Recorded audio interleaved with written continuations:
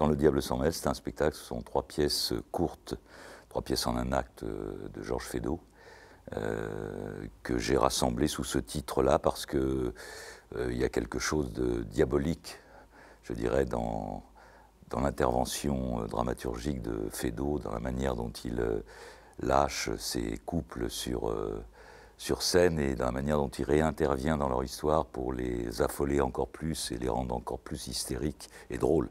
Voilà, donc le diable sera présent. À travers ces 3 pièces, on a une sorte de chronique, oui, comme ça, du couple, en quelque sorte. Alors, ce sont 3 couples différents. C'est un spectacle que je monte avec une troupe d'acteurs, ils sont 8.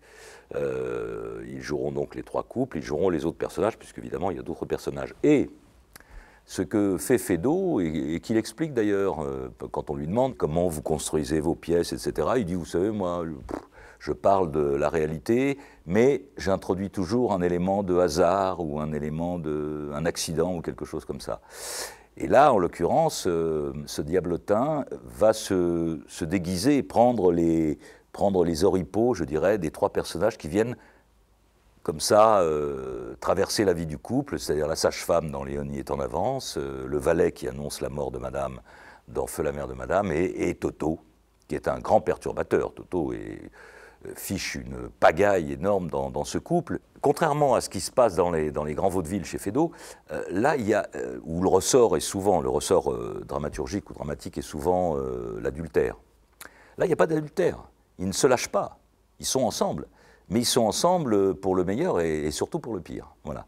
Et donc, et ils sont sourds l'un à l'autre, c'est-à-dire qu'ils ne s'entendent pas, ils ne se comprennent pas.